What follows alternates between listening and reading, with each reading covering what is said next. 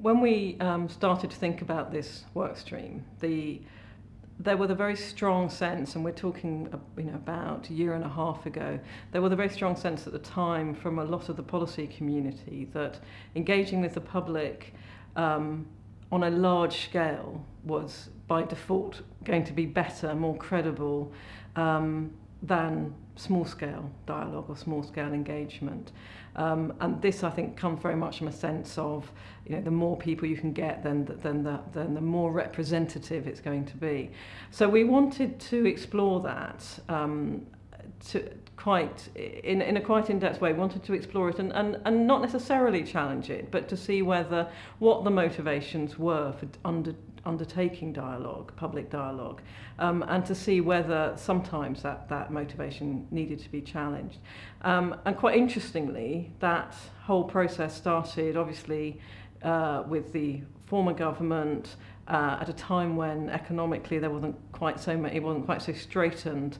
So there was a sort of a back history, if you like, of quite a large number of really very large, up to 1,000 people, public dialogues, quite high profile, quite media aware processes. And we wanted to look at those, and we wanted to see whether the motivation for doing those dialogues was kind of appropriate. And so we wanted to really challenge and explore that. So that was what we were doing at the outset.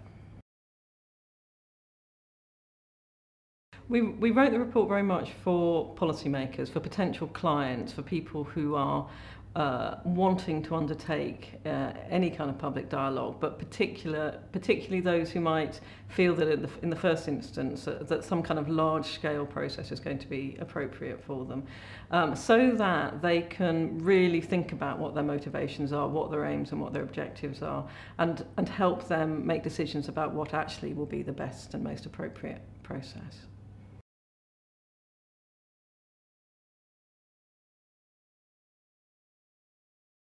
I think over the past 18 months, and obviously, in fact, over the last few months since a change of government, there has been a huge shift in public sector, particularly central government thinking on public dialogue, I believe.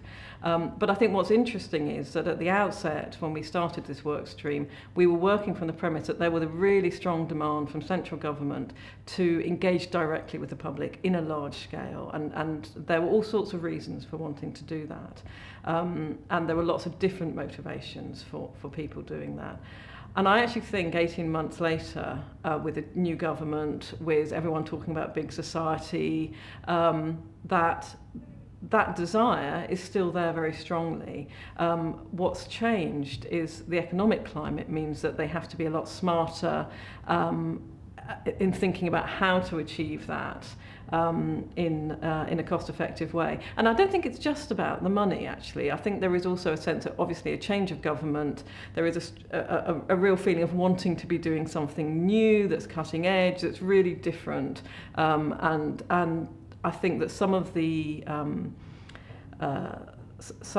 projects which have emerged in the first few months of the new government, online public dialogues, Your Freedom is one. There was another one that was launched almost immediately after the general election, which was to give some input, so the public could give some input online into the new government's programme.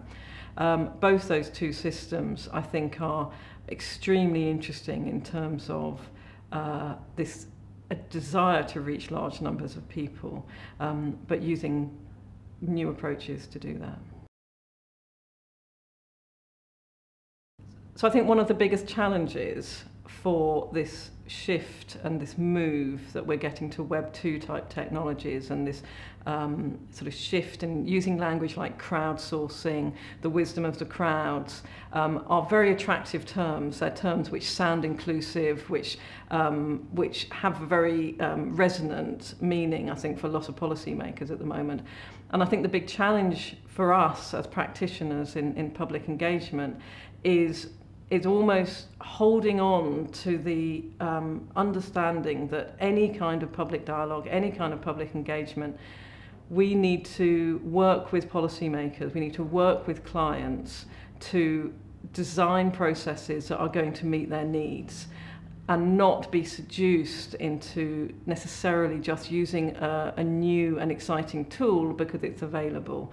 And I think a lot of the critiques that we are going to be seeing over the next few months about these new tools will revolve an awful lot around what were the objectives, why were they trying to achieve it, how were they going to use the vast amounts of data that they were going to collect, how are they going to be seen to be using it by the public who participated, how are you going to maintain the credibility of these very kind of open call crowdsourcing type processes. I think it's very exciting, but I think there are a lot of challenges ahead, and the tools should not define the process should define the tools we use. I would strongly recommend reading the report. It's available from the Sciencewise website. There are some quite clear, straightforward recommendations about what to think about if you're interested in starting or initiating a large-scale, or any kind of public engagement really, but particularly a large-scale public dialogue. And it takes you through a series of steps to think about and questions to ask. And if it is something that interests you, that you want to explore further, then get in touch with Sciencewise, go and talk to a dialogue and engagement specialist, and they'll help you develop the most appropriate process for your needs.